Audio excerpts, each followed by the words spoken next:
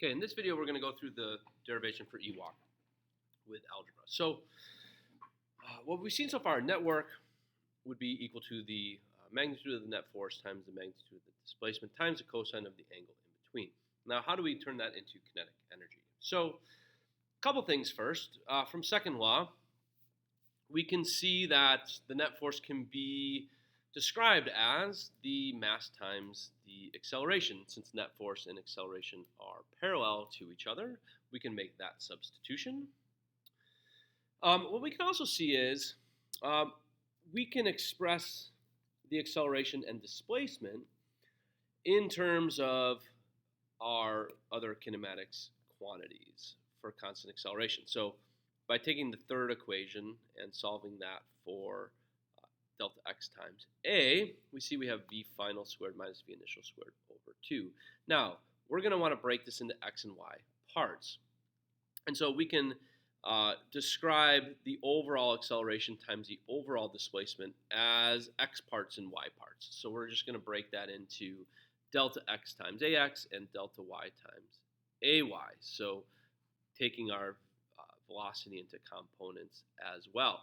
So when I substitute those in here, just like we saw in the last video, we can break ax cosine of theta into ax delta x plus ay delta y, and then m is a scalar that's multiplied by the whole thing, and then we do our substitution from here.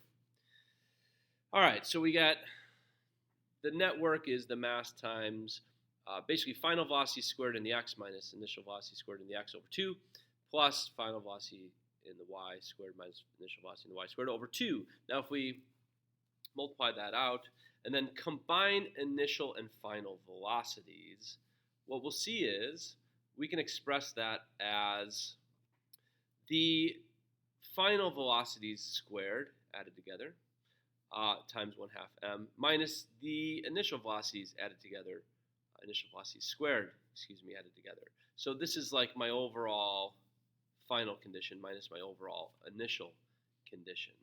Well, we know vx squared plus vy squared is just another name for the overall vector v squared. And so when I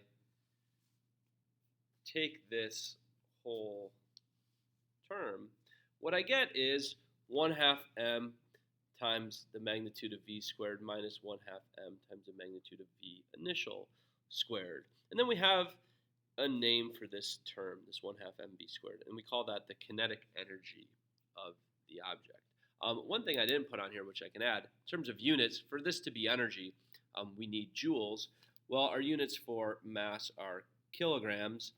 Our units for velocity are meters per second, and when I square that, I get a kilogram meter squared per second squared, which is same as a kilogram meter per second squared times a meter, which is a newton times a meter, which is a joule. So these are units of energy.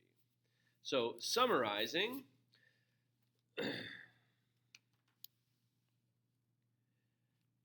when we take the network on an object, we can describe that network as the final kinetic energy minus the initial kinetic energy. That's our delta K, final minus initial.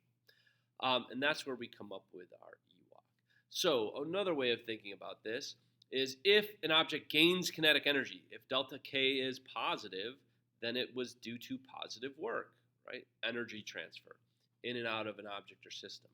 If it loses kinetic energy, then it must have had some negative work done. And that's our work energy theorem.